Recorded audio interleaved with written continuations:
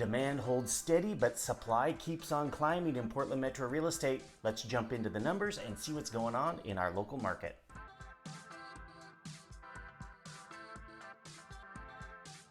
Hey everyone, RRMilligan here, bringing you the very latest in our local real estate stats and trends. The market sample that I'm dealing with, as always, is for the full Portland metro area, including Southwest Washington. This is a big picture survey, so if you're curious about what's going on in a specific area, just drop me a line or post it in the comment section here. The average sale price in our year-over-year numbers was back in the black this past week. That's the first time we've been in positive territory for about 4 weeks now.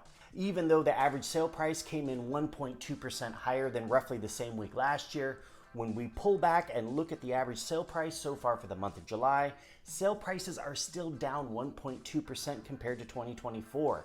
That margin has been shrinking over the past couple of weeks, but because we started July down 3.1%, that leaves us with a fair amount of territory to make up. On to supply and demand. Demand has been trucking right along at pretty much the same pace since about March. You can see that here in this graph. The number of new purchase contracts agreed to by buyers and sellers has been keeping pace or slightly outperforming 2024's numbers, which of course wasn't a very active market itself. On the other hand, supply continues to grow. We had a little bit of a hiatus, but it's back on the rise. Even though the numbers of homes that hit the for sale market this last week was lower than the previous week and lower than the same week last year, our supply continues to grow. We currently have 29.7% more homes on the active market than last year at this time, and 2024's market was almost 30% higher than what we had in 2023. Keep in mind that we're coming off that unicorn market of 2020 to 2022, where we had really low inventory and extremely high volume of sales, and a market where a home could get 5 to 25 offers within the first weekend. So what's going on with the supply and demand equilibrium in our market?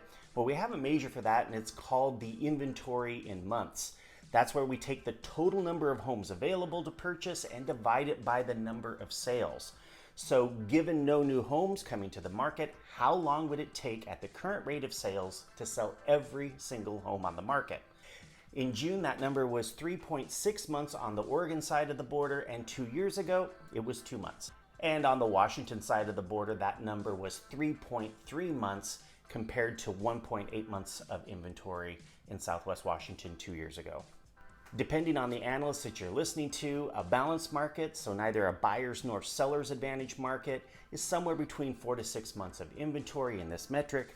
So our market has been moving from a seller's advantage market toward a buyer's advantage market, like it has in many, many markets across the country, with the northeast of the US being a standout exception.